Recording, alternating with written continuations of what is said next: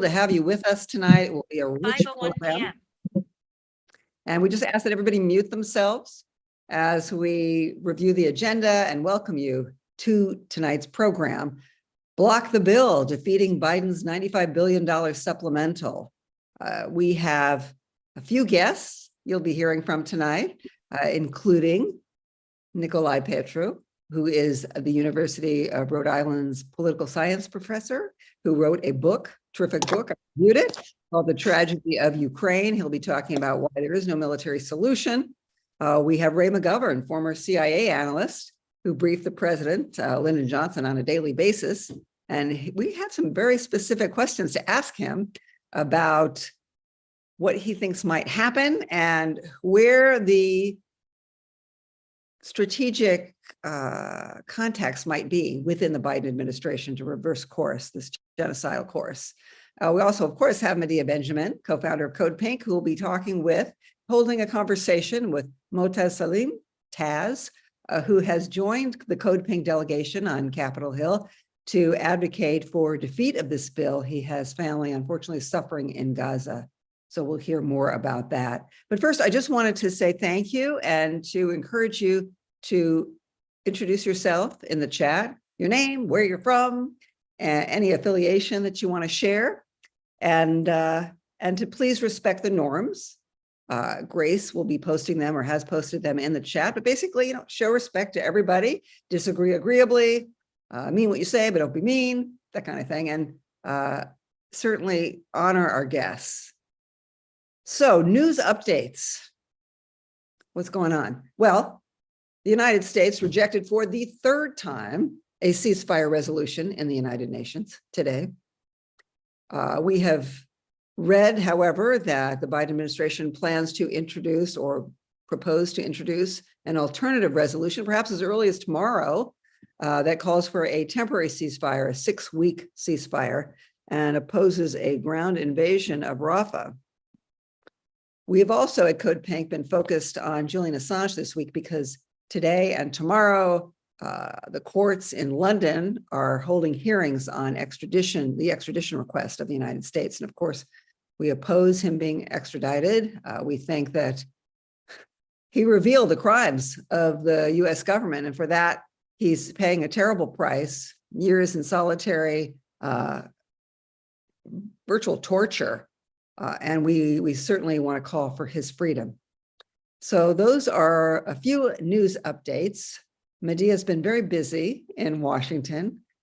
She has been going from one office to the next with a group of about 20 to 40 people to talk about why this supplemental, this $95 billion supplemental, is so disastrous.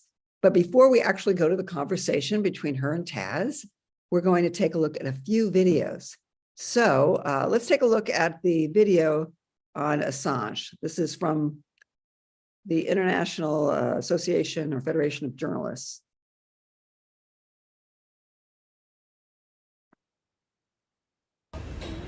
The actions for which they are seeking to prosecute Julian Assange are actions that journalists undertake every day.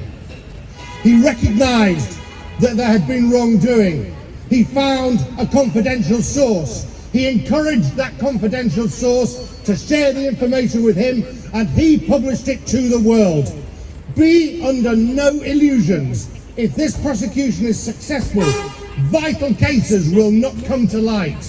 So many famous investigative cases, the names of which we all know, thalidomide, the Panama Papers, MP's expenses, all came to light because whistleblowers shared confidential information and journalists published it. If Julian Assange goes to prison, journalists the world over will be dissuaded from doing the same. That's why our message should be clear. Free Julian Assange, support journalism, safeguard free speech. Thank you. Yes, and we're cheering that those extradition charges will be dropped. Trump, in the final days of his administration, issued the extradition order, and Biden has yet to drop that order. And we know that it's not just a threat to Julian Assange, but to freedom of the press throughout our country. All right, we have one other video. Medea, perhaps you want to give us a few words about what happened when Susan Sarandon visited Capitol Hill. And then we'll go into the video. Yes, we were so excited to have the actress Susan Sarandon, who herself has paid dearly for having come out in support of Palestinian rights, losing her Hollywood agent and being blacklisted in a number of projects. But she continues to speak out and agreed when we asked her to come to Washington, D.C. And she was surrounded. We had about 80 people come. Our co-founder, Jody Evans, came all the way from Los Angeles to be part of it. And it was an amazing day in which we went through the halls of Congress with this huge entourage, not only of individuals who joined, but of press. And there was so much press, we had to just be trying to make our way through the halls. Susan was really remarkable. She was so generous with her time. She's so intelligent on the issues. She held very brilliant conversations with people who totally disagreed with her. And then we had a chance to have a nice interaction with Congresswoman Rashida Tlaib and Congresswoman Cori Bush. We also met with a number of different Congress people. So it was a great day. And I think Marcy will play a little clip from that. Yes, and if I'm allowed, I just want to share what you shared with me earlier. And that was that when Medea went from office to office with Susan and many others, some of the staff members had never heard, they're young and they didn't know who Susan Sarandon was. And Medea said, maybe your boss might be interested in meeting her. And of course, once they checked, the response was, yes, definitely. And they came out of their offices. Well, we don't agree with your politics, but we're so enamored of your acting ability. We love you. All right, let's take a look at the video with Susan Sarandon.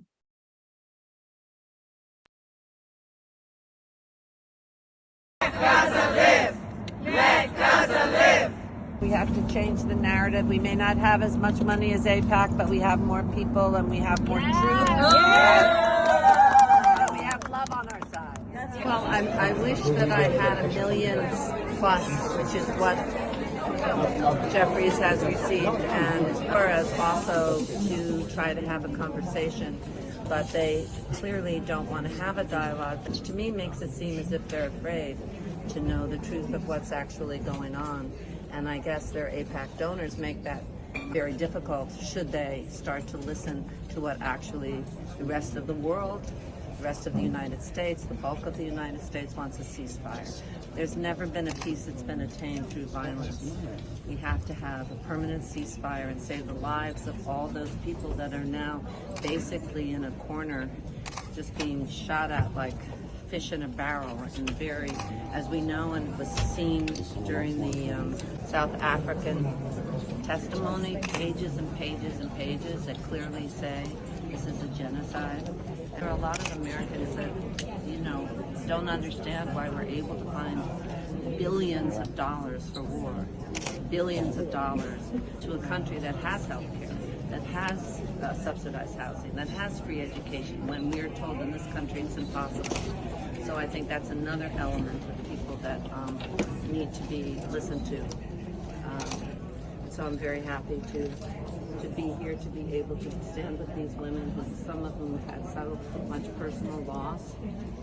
And as a mom, I just can't bear any longer to see this kind of devastation with so many of the victims are children and women. I don't understand how people can turn a blind eye to that. I just don't understand it. I saw. Okay, I think we've got that. All right. Yeah, we don't understand it either, Susan. So we'll keep trying to communicate, right? All right, now we're going to go to a conversation between Medea Benjamin, co-founder of CODEPINK, prolific author, and Mo Taz, known as Taz Salim, who's a Palestinian American residing in DC. He's completing his doctoral studies in clinical psychology. His father grew up in a refugee camp in northern Gaza. Currently, the vast majority of Salim's family on his father's side, cousins, aunts, uncles, are living in Gaza, where they have been displaced on several occasions. Tragically, the relentless onslaught against Gaza has claimed the lives of many of Salim's family members. Taz has joined CODEPINK's Capitol Hill delegation to tell lawmakers this genocide has to stop. So with that, I thank you so much, Taz, for joining us. Medea. Mercy for Yes. production, and thank you, Medea, for having me here today. I really appreciate it. Terrific. Well, we are so appreciative of you joining us many times in Congress, in fact, day after day. And I hear your testimony. I look at your face in anguish, and I think how difficult it is for you to be doing this. So maybe we could start out about what your own situation is and why you have been going to Congress with us. Yeah. So I, my father's from Gaza, and so I have almost the entirety of my family on my dad's side there. That's 9. So he's one of 10 siblings. So I would say 8 of my aunts and uncles are there, as well as many numerous cousins. So it's been quite difficult in terms of just dealing with the day-to-day, especially I find that in most spaces I'm in throughout my day, there's like this almost forced normalcy to everything. Everyone just is trying to go about their day and pretend that everything is fine. And unfortunately, I don't have that privilege because my heart's always in Gaza. I'm always thinking about my family there. I'm always trying to be in contact with them. And there are many days where many days pass by where I have no contact, and you're really sitting there just thinking, are they still alive? Are they, have they passed? Or, you know, it's just like a horrible, horrible situation to be in. So could you say what your experiences have been in Congress? What might have been surprising to you? Maybe some of the positive and negative examples. Yeah, so going to Congress has been, it's been on one hand great. I'll start with sort of the positives of it. For one, Medea, like you're the fact that you organized this, and like I joined pretty late, is just, it's crazy that you've been going there every day for months now. I think the most positive thing is just the people who come, even if for a day, even if for a few days, or even the ones who have been coming very regularly, just being able to be in this space with a lot of like-minded people, with people who look at what's happening in Gaza and in Palestine and, you know, refuse to just say, okay, I'm over it, or what am I going to do? Or, you know, these aren't my people. Why should I care? No, they see that there's a genocide happening, and their humanity sort of compels them to do what I think is right, which is to go and be in front of all these congressmen and these senators and to say, hey, like, this is enough, enough is enough. So, I mean, in terms of some of the positive interactions, which are sadly far and few in between, there's, for example, like Mark Pocan, who is a congressman. I think his district like encompasses Madison, Wisconsin. Was very supportive. We talked about how his like own efforts to try and call for a ceasefire, to raise awareness about Gaza, and also he himself told us that he provides funding to UNRWA, which is just like incredible. And I think other sort of positive experiences are any room we go into, this is really just like an encapsulation of this, what's happening in Gaza and how it sort of is reflected in the discourse and in people. Any room we go into for any senator, we've seen a lot of people sort of like we'll be talking with the chief of staff, and in the back, all the like interns or stuff are just like sort of nodding their heads with us and like intently listening. And so you have all these like lower level people trying to like hint their solidarity with us, as well as I one time got like a thank you for what you're doing from someone who was working in the cafeteria. So I mean, that's, I feel like a reflection of like what the people feel versus what those who are in these systems of power are doing.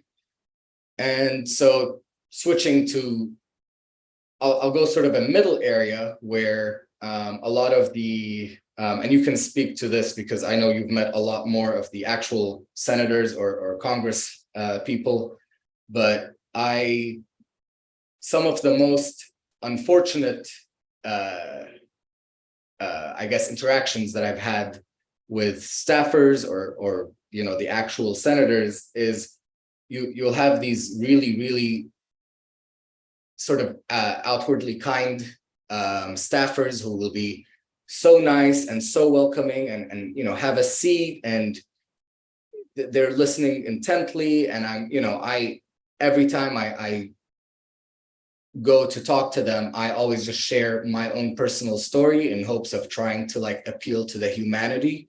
And I talk about how I've lost numerous family members. And what ends up happening is this really weird thing where they're sort of on the outside being really nice, but then at the same time, they'll say, but it's unfortunate that, we can't, like, our hands are tied, or just give a lot of excuses as to like, that's not realistic. I'm trying to be realistic with you. And just very, very, very invalidating. And then, there's the other end of the spectrum, which is just straight up very disturbing incidents of like, for example, the hearing we went to a hearing last week, which was on the Houthi, the Iranian proxy Houthi threat to trade, something along those lines. And it was really like, excuse my language, it was like 90 minutes of bullshit. It was really just, like you had all of these, like both Republican and Democrat Congress people, and they had these witnesses in front, and it was this really, really, especially for me, that was the first time I've ever sat in on a hearing in Congress, and it was just, everyone was just like reaffirming what everyone else said. And even those witnesses they had in front were all these like think tank heads who just reflected back to the congressman like the same points, and pretty much said like, everyone was just like agreeing with each other, and the whole thing was just a farce. It was like, what are we doing here? And I can't believe that this is like what happens behind these closed doors, so to speak, where it's just like, there isn't any actual, especially when it comes to the issue of Palestine, there isn't any actual real legitimate discourse about, okay, what can we do here? Gaza wasn't mentioned once, ceasefire wasn't mentioned once, and even one of the witnesses who we sort of like chased him out chased after him when they were done, and I told him like, why did you not mention Gaza even once? And he got mad at me, and he was like, because it's not about Gaza. Which is just an absurd thing to say when the Houthis, as well as all these other proxy groups, have clearly stated like, you end the aggression on Gaza and we will stop our attacks, or we will stop, the Red Sea blockade. So just, it was really a very like clear-cut moment of how like not in touch these people are. Well, I wanted to pick up on a couple of things that you said. One is about the people who come, and that gives us inspiration. The diversity is incredible. We are young, old. In fact, there are several times where we've had school children come and join us, Montessori schools. We've had a group called Teachers Against Genocide that have come with parents and children. We've had Doctors Against Genocide who are on their own doing lobbying every single week, and sometimes we join with them, and they are very effective when they talk to the members of Congress. We always have Palestinians, and we make sure that they're the ones who are the first voices that are heard by the members of Congress or their staff. And it's always changing. Never is there the same group every day. People are coming in from all over the country. They come in by train, they come in by plane, they stay for 2 days, for 3 days. And we help if they need to put them up. Some people put a GoFundMe up to raise money so they can come here. It is really wonderful to see the depth of commitment of people who take off from work, call in sick, whatever they have to do to come. And the other thing that you said about going into these offices, I want people to know that we don't go in with already set up meetings, because when we ask for meetings, we usually never get them or never hear from them. So we just walk into these rooms, and we have been in some of the same rooms over and over again. And what we hear from the younger staff, as Taz was implying, is please come back again. Please keep coming. This is really important. I can't tell you enough how your visits make a difference on the inside in the way that the narrative is changing, in the way that our boss is talking about these issues. And not only do we talk to the staff, but we do what's called bird dogging, which is run after the members of Congress as they're going into hearings, as they're coming out into hearings. We have it down to a science where we see that one is standing up and getting ready to leave the room, and we send a team out to various possible exit doors so that we can catch them. And it is important. Sometimes we have serious conversations. Sometimes we're just running after them saying, how many Palestinians will have to die before you will call for a ceasefire? You on this call know how hard it is to get a meeting with a senator. You have to be a major donor or represent some huge organization to get a private meeting. This is one of the only ways that we can actually talk to them. So it has been very important. And I want to say that the Congress is on recess this week. Next week, the Senate will be in session. And the week after that, the House and the Senate will be in session. If any of you can come and join us or know people who can, please do. That's the week of March 4th to 8th. We know that this supplemental package for $14 billion more for Israel is going to pop up again. It's going to rear its ugly head. That week of March 4th is also the week of the State of the Union, and it's the week of International Women's Day. So there will be big protests around those issues as well. So that's a great week if you're considering coming to join us. And of course, we do appreciate all the calls that people are making on a regular basis into their offices. In fact, there are people who come with us to say, I wake up in the morning and the first thing I do is make a call to my 2 senators and my member of Congress. And I think that's a great wake up action to do. So Marcy, do you have any maybe final questions for us? You're on mute, Marcy. Thank you. I'm sure that our audience will have a lot of questions. And so what I want to do is reserve some time for that. And we'll move on to our next speaker. But Taz, we are really honored to have you with us tonight. So thank you. And thank you for being on Capitol Hill. I mean, I think it's very powerful to have somebody with family in Gaza visiting these offices. These Congress people, they need to look you in the eye, right? And that's sort of why one of the biggest reasons I joined is like, I'm personally, like, my background I wasn't very much involved in activism, especially because, I think a lot of Palestinians, especially who moved to the US, can attest to this. We're told to keep our identity hidden because of fear of being doxxed, because of fears of just being like targeted for our identity. And, you know, and I say this also to add to Medea's point about like, if anyone in this call knows people or they themselves can join us, I can't tell you how much we need you and how powerful it feels as well. And how, like, the first time I went, I was super nervous and I had no idea that I could literally just walk in. Like, I just walked into a Senate building, met up with the group there that day, and we were going senator to senator, just making our points and speaking with them. And, you know, if you are on sort of, I'm forgetting, like on the fence about really like joining an action, I highly recommend that you do, because I can't think of a better decision I've made in recent times, truly. Thank you. Thank you, Taz. We'll get back to you soon. Our next speaker is Nikolai Petru. He is an author. He's a political science professor at the University of Rhode Island. I read his book, The Tragedy of Ukraine. It's a fabulous book about the roots of the tension in Ukraine. And Nikolai Petru has also been a Council on Foreign Relations Fellow. He served as Special Assistant for Policy toward the Soviet Union in the US Department of State.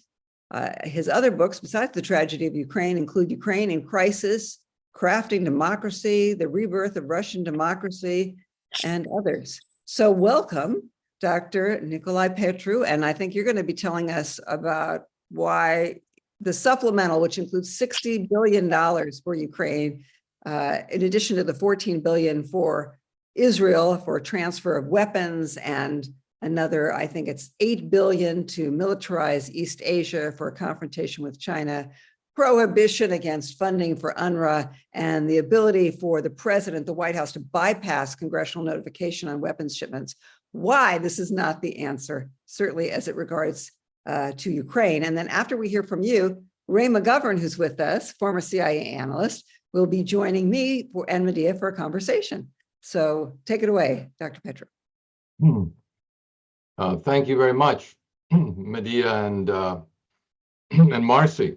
So I'm going to try to give you in 10 minutes or less an impartial analysis of the problem with U.S. funding of the war in Ukraine. An impartial analysis has to begin by reviewing what the current policy has accomplished, and then use that as a baseline to assess what will happen if we continue on the same course. This is actually not very hard to do, since those who favor continued war funding make 4 claims about how this war has improved America's national security. First, they say Ukraine is winning the war. Second, that NATO has expanded. Third, that the Russian economy is collapsing. And fourth, that the Russian army has been decimated. These points were in fact made last week at the Munich Security Conference by Senator Lindsey Graham, who therefore concludes that American support for the war in Ukraine continues to be, and I quote, a good investment for the American people, end quote. Unfortunately, the senator's information is incorrect. Ukraine is currently losing the war. After surprising Russian forces in the summer of 2022, it sought to break the Russian supply lines connecting eastern and southern Ukraine, Donbass and Crimea, but was unable to do so. In a string of subsequent defeats, Ukraine wound up losing significant territory and manpower in 2023. Russia is now clearly on the offensive. Second, NATO expansion actually means much less than is commonly thought. While formally neutral, Sweden and Finland were already integrated into NATO operations, conducting joint regional defense and logistics operations together. In Russian military planning scenarios, they were always assumed to be NATO assets. Their value to NATO is largely in terms of public relations, not security. Third, the Russian economy is not collapsing. In fact, it grew faster than all G7 economies last year and is predicted to do so again in 2024.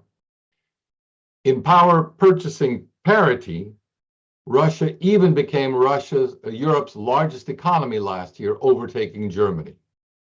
And while the IMF expects the Russian economy to shrink eventually in 4 to 5 years' time, this is only compared to the IMF's own pre-war forecasts.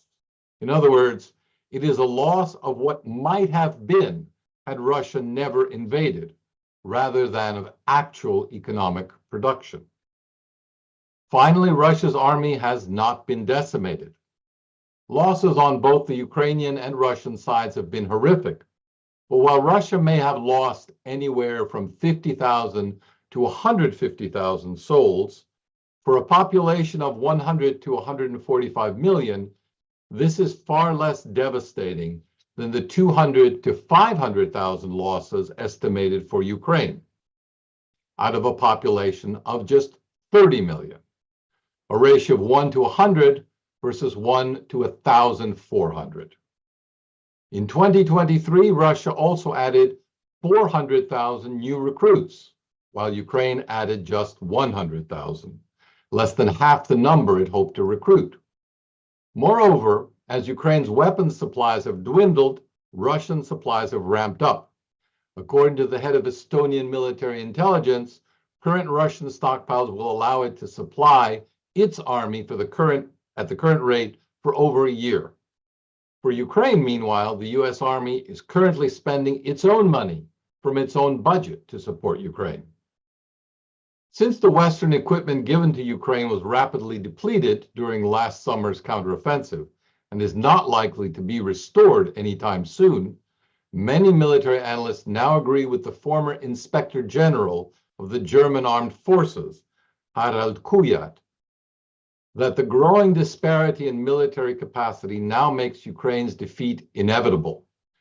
According to Senator J.D. Vance, the White House admits as much in private. To sum up, therefore, further military assistance by the United States to Ukraine would be unsound because it has failed to achieve its objectives. Indeed, it has backfired. Further expenditures of money to continue the same policy will only deepen this failure.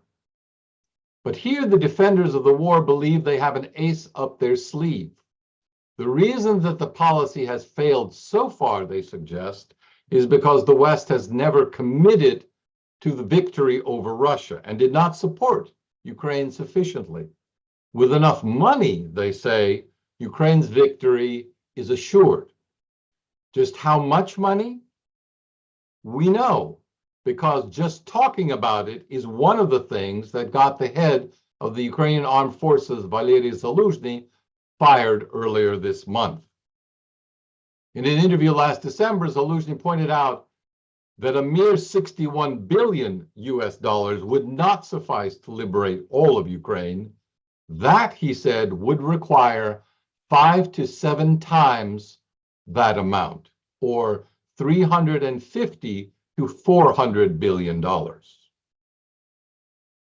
Well, my time is just about run out, so let me leave you with a few points made by Ambassador Chaz Freeman. Ambassador Freeman has served with distinction in nearly every branch of our foreign policy, as U.S. Ambassador to China and Saudi Arabia, former U.S. Assistant Secretary of Defense, and former Acting Director of National Intelligence. He therefore has a wealth of insight to offer. Here are 4 lessons he would like us to ponder when thinking about the war in Ukraine. Number 1, Russia has been militarily strengthened, not weakened by this war. It has been reoriented and freed from Western influence, not isolated. Second, combating Russia to the last Ukrainian, says Ambassador Freeman, was always an odious strategy. And now NATO is about to run out of Ukrainians. Third, democracies lose when cheerleading replaces objectivity in reporting, and governments prefer their own propaganda to the truth. And finally, wars never decide who is right. They only determine who is left. Thank you. Profound words there. Thank you so much, Nikolai, Petru. We have a lot of questions for you as well, and we'll get to those during a Q&A with all of our panelists. At this point, it's my pleasure to introduce Ray McGovern, who was a CIA analyst who focused on Russian relations, with also relations with China and Europe, while he briefed President Lyndon Johnson, perhaps others, you'll tell us, on a daily basis. Ray McGovern is a founder of Veteran Intelligence Professionals for Sanity, VIPS.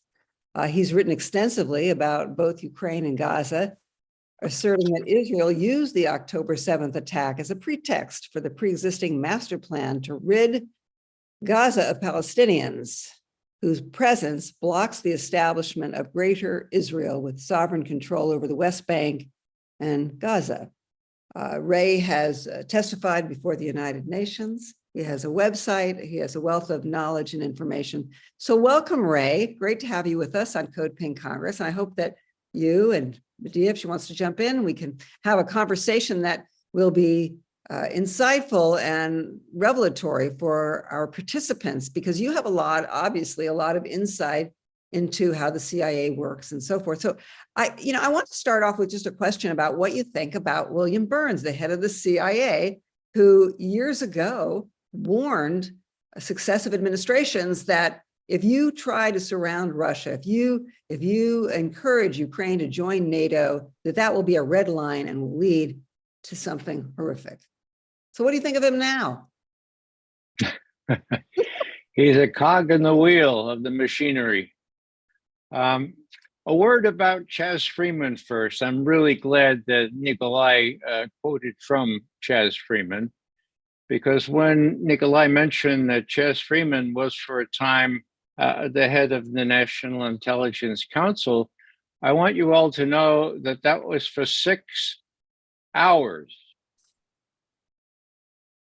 6 hours was Chaz Freeman head of the National Intelligence Council, which has purview over the president's daily brief and national intelligence estimates. It doesn't get any more important. 6 hours? Yeah, it took 6 hours for the lobby to get him. For the lobby to tell Obama, oh, no, this guy is too risky. He has a measured response to what's going on in the Middle East. Can't have him heading analysis. That's a new record. I don't know of any high intelligence official who did not require Senate confirmation. This was just a very high, it was a lower post than Chaz had. So I'm just trying to set the stage here. Yeah, Chaz Freeman was head of the National Intelligence Council for 6 hours one day. So, okay, now what about this guy, William Burns? He was told on the 1st of February, 2008, look, it was Lavrov, the foreign minister, who told him, Mr. Burns, do you know what "niet" means? And Burns said, oh yeah, well, "niet" means "niet." That's a red line, no admission of Ukraine or Georgia to NATO, 1st of February. Burns played it straight. He reported that back, the title of his cable, which we have by virtue of WikiLeaks, by the way. And if I've seen one cable from Embassy Moscow, I've seen about, well, thousands, okay? He reported back and he said, in the title, "Niet" means "niet," Russia's red lines on admission of Ukraine or Georgia to NATO. Okay, so this is 2008. 2 months later, Bush and Cheney succeeded in browbeating people like Angela Merkel and the president of France. They said, well, all right. So the declaration in Bucharest on the 3rd of April, 2008 was Ukraine and Georgia will become members of NATO. Now, Burns knows that. He put it in his memoirs.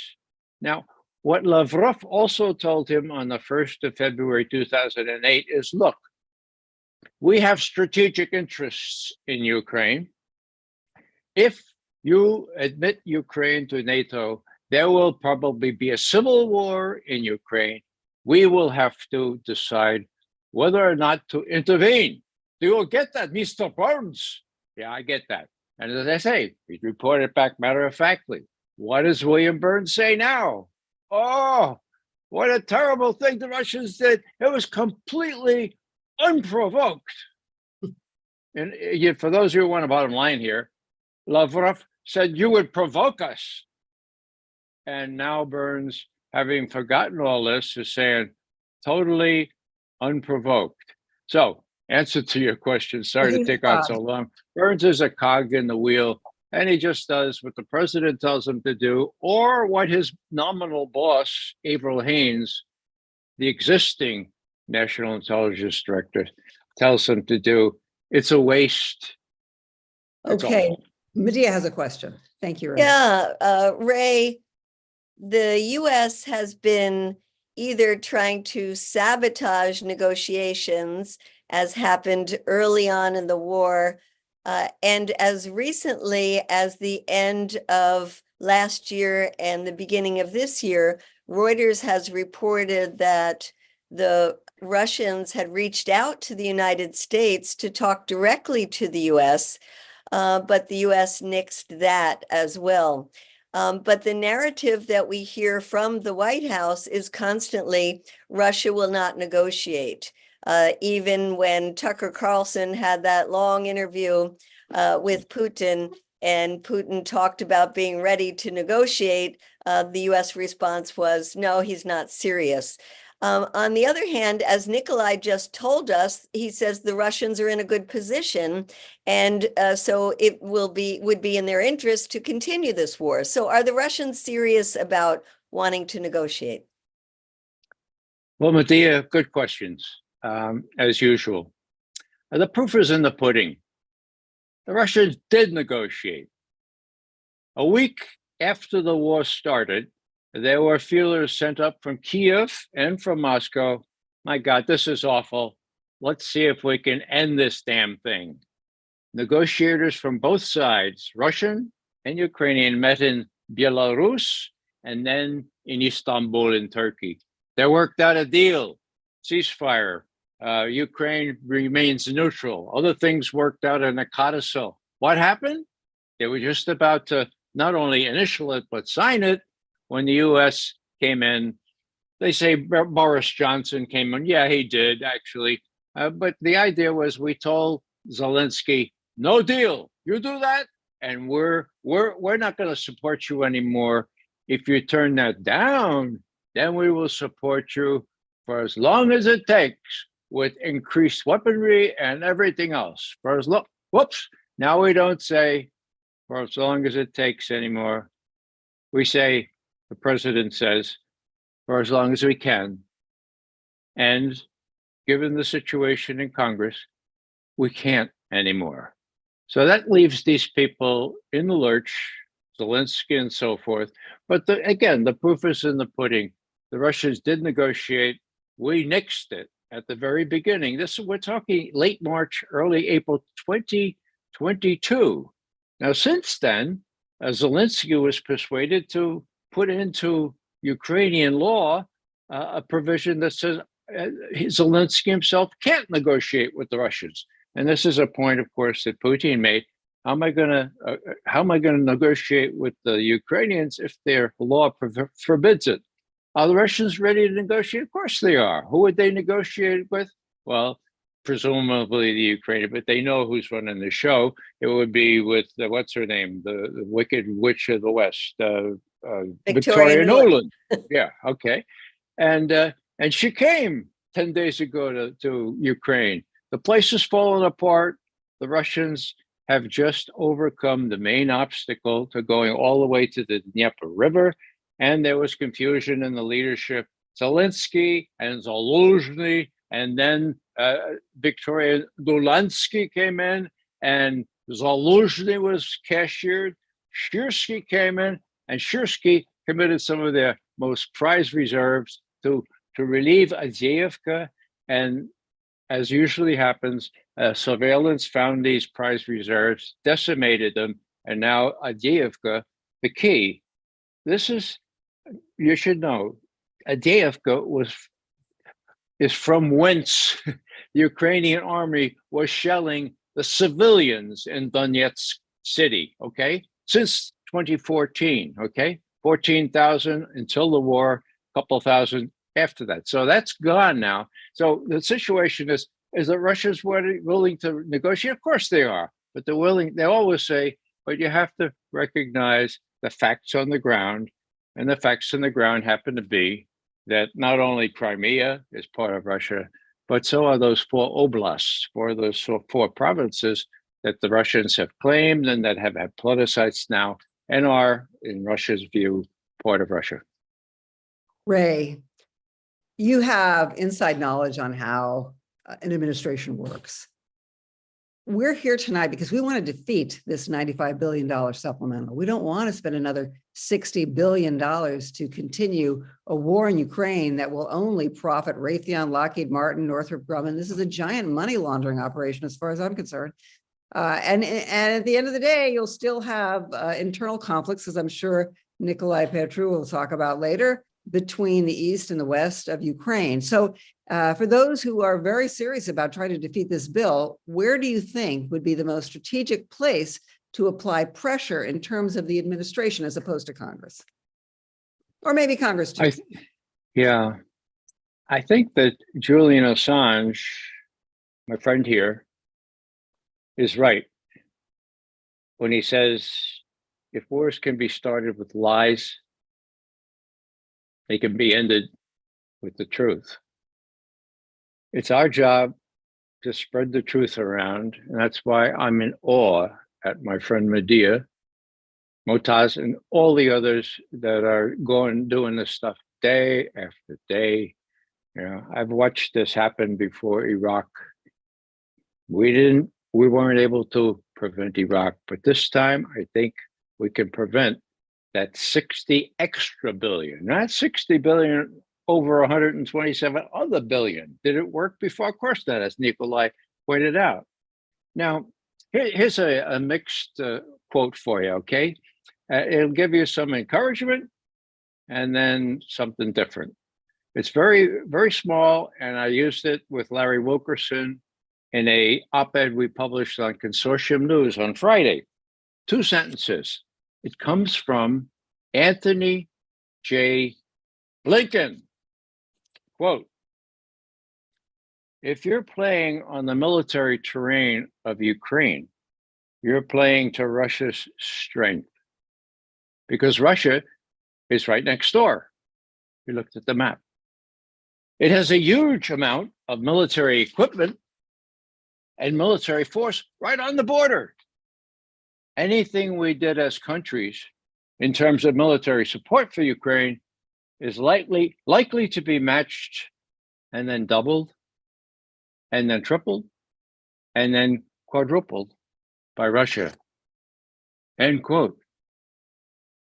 Tony Blinken, bad news. That was 2015 in Germany. He was working for Obama. Obama thought it was a dumb idea to send lethal weaponry to Ukraine. Why? Because he says specifically, because that would give the Ukrainians the idea that they might be able to prevail in a war with a much stronger Russia. So what am I saying here? I'm saying these guys lie through their teeth. They bend they're sort of like windsocks on an airport, and you just have to confront them. Hey, Tony, why did you say this back in 2015? And what has changed? Has the map changed? Have the Russians changed? What made you think you could prevail this time? Last thing is that Obama himself, on this particular issue, had his head screwed on right. He warned, he said, look, there are countries that have core interests. Russia has a core interest in Ukraine, okay? We don't. And so please be careful of where you get involved in military activities. If you don't have a core interest there, don't do it. That was Obama. Where was Biden then? I think he was vice president, but he must have been asleep. It's things like this that can sensitize people to say, my God, what's with these people? Who came in? Last thing I'll say on this is, I think was very, very illustrative of the mindset of Joe Biden. 60 Minutes, a month ago, at the end, the interviewer says, "Now, Mr. President, do you think that you could take on 2 wars at the same time, like Ukraine and maybe Southwest Asia?" And Obama looks at him and he says, "We're the United States of America, the strongest country in the history of the world. Did you hear me? The history of the world." Quote, end quote. That's megalomania. That's delusionary. And if Blinken and Sullivan are unwilling to get him out of this mindset, it's going to be real trouble for all of us, because wars are very easily started these days and very difficult to finish. Thank you so much, Ray McGovern. We appreciate you joining us tonight. Yes, and we're going to ask all of our panelists to now be on screen, and we'll take questions from the chat. We'll ask a few of our own, and we'll have a Q&A for about 10 minutes. And then after that, we ask that you stay with us for our Capitol calling party, because we're going to be calling Capitol Hill, talking to our Congress members, senators, House representatives, and saying, or leaving messages, they usually take messages, that we want them to vote against this supplemental, this $95 billion supplemental, with $60 billion for Ukraine and $14 billion for another transfer of weapons for genocide in Gaza for Israel. And we want also to call the office of the ranking member of the House, that's Hakeem Jeffries. The Republicans control the House. So Hakeem Jeffries is the ranking member, and he has said that he wants to issue a discharge petition. If the Republicans will not bring the supplemental to the floor, because the Freedom Caucus of the Republican Party is opposed to the money being spent for Ukraine, and they want more money to militarize the border. So for that reason, if Mike Johnson, the House Speaker, says, "I'm not going to bring this to the floor," then Hakeem Jeffries wants to push a discharge petition with a majority vote of Congress to force a vote on this supplemental. So that's what we're looking at possibly in March. And we want to leave a message for him too. So thank you for staying with us, and please continue to stay with us. All right, let's start our question and answer session with our panelists. Medea, you want to start off? Yes, I have one question that I'd like Ray to answer, and then Nikolai, and then one question for Taz.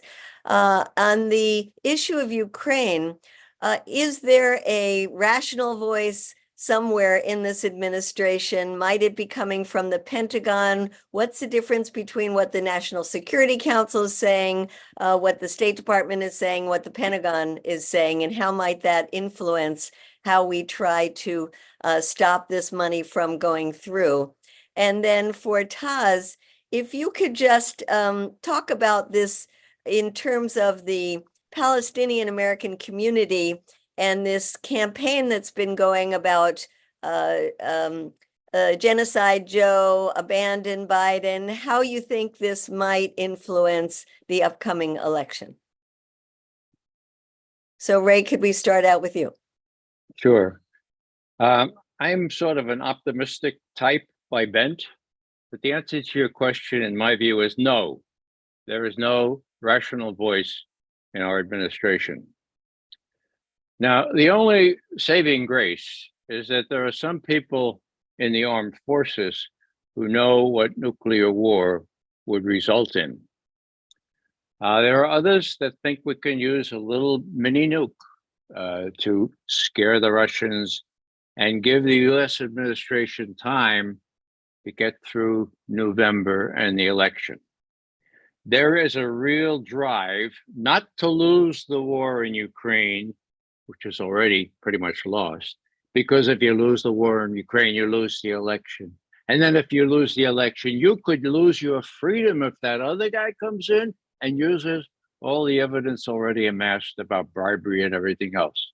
I kid you not, these people are afraid of that. So my answer here is, there aren't any reasonable people. There are just the opposite. There are people who have a personal stake in preventing the Russians from having an overtly big win in Ukraine. And what they might do scares the hell out of me, because I do not rule out they would pick some of these naive armed forces people who think they can use a mini nuke and think that would save the situation, save their own hides, when if the other guy wins, it comes out that way. So No, there are no reasonable people. I'd be interested in what Nikolai thinks. Yeah, I have found both in government and as a private citizen out of government that there are a lot of individual rational people who are actually quite interested, quite willing to listen to your opinions. The problem is that they are constrained and limited by their professional obligations to carry out the policy of the administration. And at some point you reach a wall and you find yourself carrying out policies that you cannot support. And at that point, as we've seen in the past, a professional diplomat doesn't have much choice. They have to resign because they can no longer conduct that policy. And so we lose a lot of good people that way. So there's two things that limit the ability of wise people to influence policy. One is if the administration itself is hell-bent on war, and we've seen what that leads to in the past in other areas of the world, and secondarily institutional discipline and constraints. But as individuals, no, there are a lot of I found very intelligent and reasonable and sensible people. It's just they cannot act on what they know to be true. And in order to do that, they really have to leave the system and try to influence it from the outside, which is a very, very difficult thing to do. Thank you. And then Medea, you had a question for Taz as well? Yes, Taz, the issue of how, and you know, we're quite far from the election, so there might be a lot of enthusiasm now in the abandoned Biden, but do you think it will last until election time? Yeah, thank you for the question. I think I would say that it will most certainly last. And I think part of that is we're sort of at a kind of a pivotal moment in like Arab American political engagement, because it is the first time that we're sort of shifting towards actually unifying our voice and understanding that we as Arab Americans and also as Muslim Americans as well, there's an ability for us here to actually influence the election. I mean, Michigan is one of the swing states, and there are also other Arab American populations across the country, and we have a chance to actually influence the election. And from all the people I've talked to who are Arab American, I really, really don't think that there's sort of going to be any wavering in terms of that stance. I know personally for me, there isn't anything in the world that Joe Biden could do for me to vote for him. And, you know, I want to remind also that obviously that's not an endorsement of Trump. That's just us sort of exercising our, you know, I think that's what a democracy is about. You know, like the Democratic establishment and Joe Biden in particular have let us down in every way, shape, and form. Joe Biden has, you know, consistently and even recently shared sort of these stories that have already been debunked from earlier in the war, in the genocide. The administration, you know, I watch like Matt Miller every day, the spokesperson for the White House, and don't get me started on Kirby. They're just, you know, spouting these lies day after day. And I mean, a great example from just earlier today that there's a report that came out about Israeli soldiers actually, like there are allegations against them raping Palestinian women. And when questioned about it, we've heard, we're looking into, how credible the sources are. But when the Israeli media just straight up says whatever, it's taken as this is, God's word. Like there's no doubt about it. So I would say as Arab Americans, to conclude, I think we see just how hypocritical the Democratic establishment has been. We see just how, genocidal Joe Biden has been, just seemingly unrelenting in his stance to keep the war going. And trying, like, going to Michigan and trying to meet with literally any like imam or anywhere that will take him, and everyone is saying no, because enough is enough. There's a lot of like discourse in liberal circles of like, but you're gonna let Trump win, he's worse. Is he probably worse? Yes, I mean, honestly, probably he would be even worse than Joe Biden. But that being said, you still can't expect us to vote for someone who just threw us under the bus, is continuing the genocide. And when Palestinian Americans die, they're not given any sort of like there's Wadia in Chicago, there's Tawfiq, the 17-year-old in the West Bank, Palestinian American 17-year-old who died, and there was nothing said about that. So yeah, I don't think people are going to waver. And I'll end it with, come November, we will remember. We will remember. Thank you, Taz. I don't speak for CODEPINK, but just as an individual, I understand what you're saying, and I agree with what you're saying. When people tell me, oh, but Trump, I say, when you vote for a president who is committing genocide, in broad daylight, live streamed, you are putting your seal of approval on that person. There is, after that, what else? What else is there that we would object to?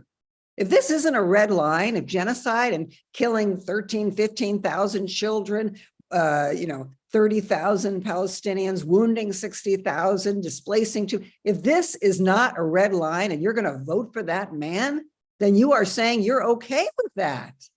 And we have to remember, that LBJ dropped out when his approval rating was 36%. Biden is at 37%. So when people send me these emails, vote for Biden because of Trump, I remind them of this, and I say, we need to be putting him out, not in. Yeah. This is the time. All right, that's my personal opinion. I do not speak for CODEPINK. Just a quick point, because I think sometimes we forget some of the things he did earlier, like closer to October 7th. I personally will never forget when he came out and said, we can't trust the numbers from the Hamas-run Gaza Health Ministry, essentially like calling us liars about calling Palestinians liars about their reporting of deaths, as if, we are these people who would like inflate the numbers just to, make a point or something. And then like a variety of sources came out and said, actually, no, these numbers are very reliable. And even some I think it was like a US-based think tank or NGO or something came out and said, actually, they might be underestimating, because we don't actually we can't count that well in Gaza. So just horrible. Like there's no way we can forgive him for doing that. We're going to have a Capitol calling party in a minute, but I have one last question that I would really appreciate answered, Nikolai and Ray. And that is this statement that I inevitably hear from people who say we have to hurl another $60 billion of taxpayer money at this war in Ukraine, because if we don't, Putin will march in here or march in there, and soon he'll be taking over all of Europe. What do you say? Cool. So, should I take that one first? Sure.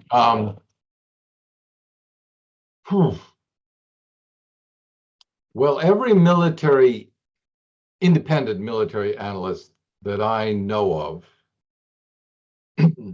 including some famous names, John Mearsheimer, and the person I mentioned before, the Inspector General of the German Armed Forces, none of them take such an assessment seriously.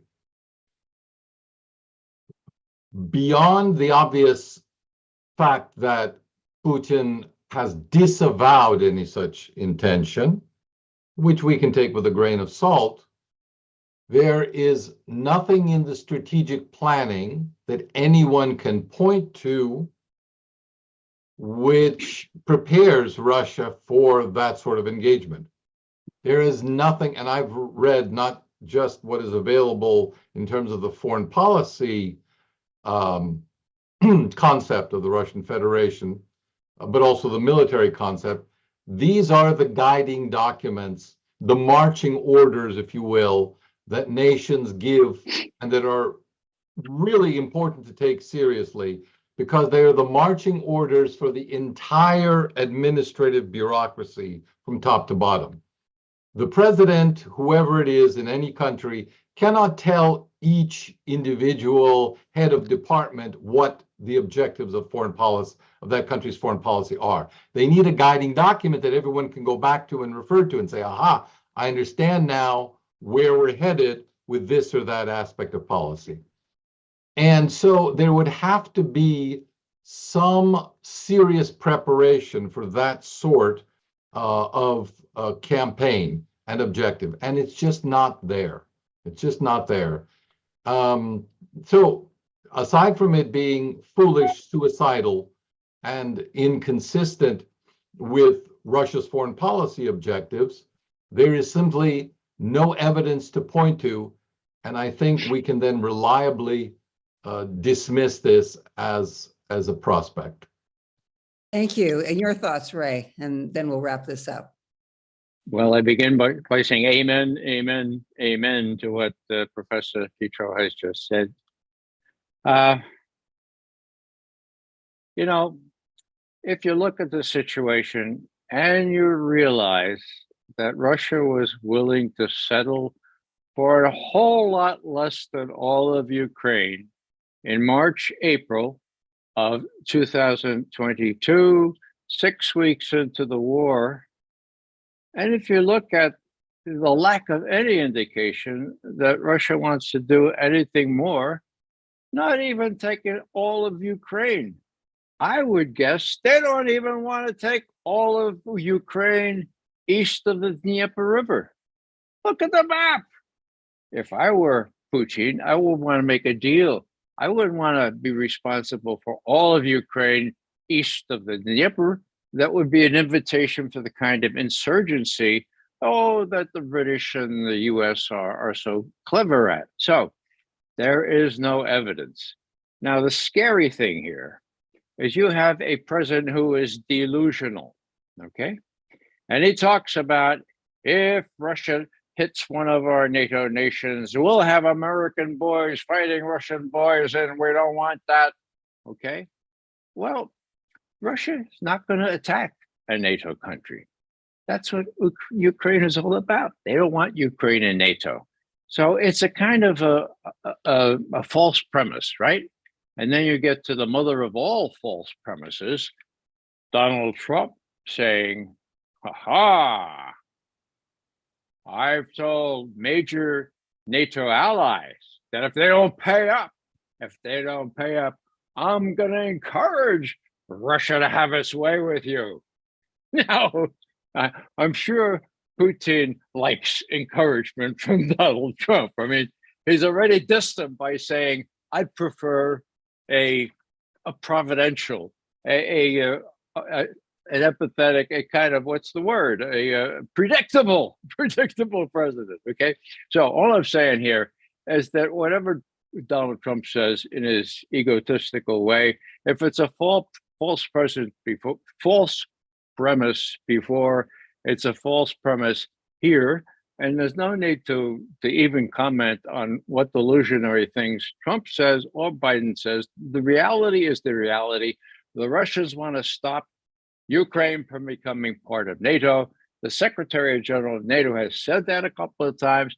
That's the deal. That's going to stick. It's just a matter of how soon the U.S. allows its satrap, its vassal in Kiev to stop fighting. With that, I want to thank all of our guests and ask Grace to help everybody unmute so our participants can also thank our guests. It's been an insightful conversation. Thank you. Thank you so much. Thank you. Thank you. Happy